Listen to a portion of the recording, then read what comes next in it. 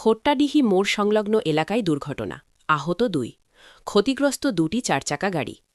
৬০ নম্বর জাতীয় সড়কের খোট্টাডিহি মোড় থেকে বিলপাহাড়ি মোড় সংলগ্ন এলাকায় পাণ্ডবেশ্বর ট্রাফিক বিভাগ এবং পাণ্ডবেশ্বর থানার পুলিশ দিবারাত্র সজাগ থাকার পরেও চালকের অসাবধানতা এবং যানবাহনের অনিয়ন্ত্রিত গতির জেরেই বারংবার মর্মান্তিক দুর্ঘটনার সাক্ষী থাকছে।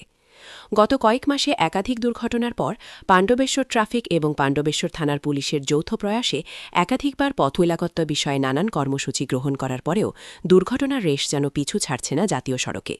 ঠিক আবারও নতুন বছরের শুরুতে মর্মান্তিক দুর্ঘটনার সাক্ষী থাকল খোট্টাডিহি থেকে বিলপাহাড়ি মোড়ের মধ্যবর্তী এলাকা। এদিনের দুর্ঘটনায় আহত হয় ২ ব্যক্তি, অন্যদিকে ক্ষতিগ্রস্ত হয় ২টি চারচাকা গাড়িও।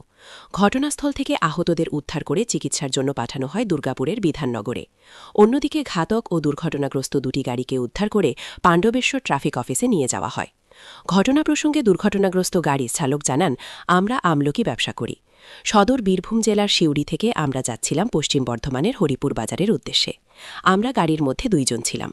খোট্টাডিহি মোড় থেকে বিলপাহাড়ি মোড় যাওয়ার মধ্যবর্তী এলাকায় রাস্তার একপাশে আমরা আমাদের গাড়িটি দাঁড় করিয়ে প্রাতঃকর্মের জন্য মাঠে যাই।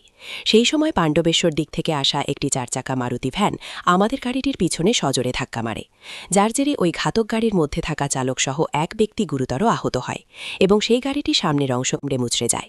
অন্যদিকে আমাদের গাড়িটিও অল্প বিস্তর ক্ষতি হয়েছে। ঘটনার খবর পাওয়ার পর ঘটনাস্থলে পৌঁছায় পাণ্ডবেশ্বর ট্রাফিক বিভাগ এবং পাণ্ডবেশ্বর থানার পুলিশ। ঘটনাস্থল থেকে ২টি গাড়িকে উদ্ধার করে পাণ্ডবেশ্বর ট্রাফিক অফিসে নিয়ে যাওয়া হয়। অন্যদিকে দুর্ঘটনায় আহত ২ ব্যক্তি দুর্গাপুরের বিধাননগরে চিকিৎসাধীন। কি হয়েছিল বলতে, আমি সিউড়ি থেকে হরিপুরে যাচ্ছিলাম। আমাদের এটা হচ্ছে আমলকির গাড়ি, আমলকি হজমির গাড়ি, ঠিক আছে। এগুলো আমরা বিক্রি করি মার্কেটে দাঁড়িয়ে বাজারে, ঠিক আছে। এবার গাড়িটা দাঁড়ে করিয়ে বাথরুম পেয়েছিল, বাথরুম করছিলাম আর কি। রোড থেকে সিউড়ি থেকে হরিপুরে যাচ্ছিলাম, ঠিক আছে। এবার গাড়িটা সাইডে দাঁড়িয়ে বাঁদিকে সাইড করে দাঁড়া করানো ছিল, আর আমরা গাড়ির বাইরে ছিলাম। আর পিছন দিক থেকে একটা মারুতি ভ্যান, এই যে এই গাড়িটা মারুতি ভ্যান এসে পিছন দিকে গাড়িটাকে মেরে দিল, নিয়ে এই অবস্থা।